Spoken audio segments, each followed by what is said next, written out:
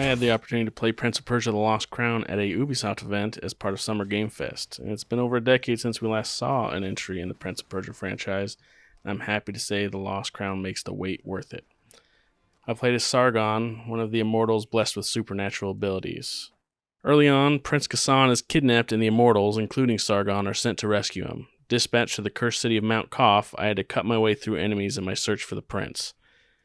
From the movement to swinging my blades, everything in The Lost Crown just felt crisp. It is obvious a lot of time and care has been put into honing the animations in responsive combat. From knocking enemies into the air to slamming them into the ground, I can see the potential for some pretty serious combos. Sargon's arsenal includes his 2 swords, a bow, a chakra that bounces around the battlefield, and some special abilities I'm sure will expand as the game progresses. One of those special abilities was a huge wave of damage that had decent range, while the other allowed me to put down a circle of light that healed me when I stood in it. Using those abilities required me to build up some meter, which built up every time I attacked something, but the quickest way was to parry enemy attacks. While I could get by without parrying in some of the demo I played, it is pretty clear that precisely timed parries will be the key to success in The Lost Crown. Not only does it build up your meter for special abilities, it often opens up enemies for an immediate counterattack. I'm sure a lot of us were also happy to hear that the ability to manipulate time has returned in the franchise. I wish I had messed with it more in the demo as my time was short, but this has the most potential to make The Lost Crown's combat reach crazy heights. My only time-related ability in the demo allowed me to create a clone of Sargon on the screen that I could return to at any time with the press of a button. When returning to that clone, whatever attack or movement you were in the middle of while making the clone will be stored and then released upon your return as well. For example, you can hold down the attack button to charge up an attack, create a clone, then time that for the start of a devastating combo. It's also really useful to quickly teleport to a clone to avoid taking damage with just a quick button press, assuming you have it set up already. All of that is a pretty simple toolkit, including a dash to dodge out of the way of enemies, but each mechanic has a high level of craft behind it, meaning there is a depth of mastery that easy-to-use controls will reward to those that want to do some crazy stuff.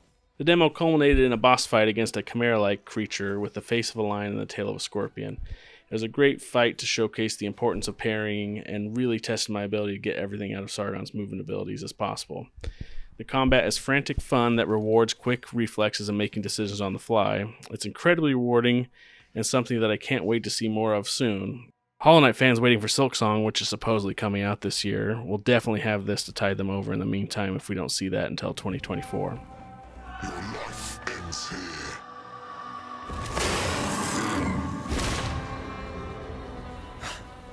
Heard that one before. I didn't get much of an opportunity to engage with much of the more classic Metroidvania elements in the game, but it is pretty obvious there will be a lot to explore in The Lost Crown.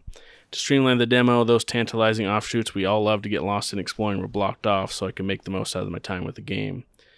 Running around a level, however, was satisfying with the crisp controls and combat translating perfectly to platforming. You can jump, dash in midair to get a little further, and wall jump to get up even higher. While there was no double jump in the demo I played, I think it's a safe bet to say we'll see it in the future. With the amount of content to engage with already when running around the level, from spikes to avoid the sneakily hidden areas accessible by wall jumping, we should all be in for a great time on both sides of the gameplay. All of this is the foundation for a fantastic action platform with Prince of Persia: The Lost Crown. Everything looked awesome on screen, it made you feel cool while doing it, and honestly, I don't know what more I could want from something like this.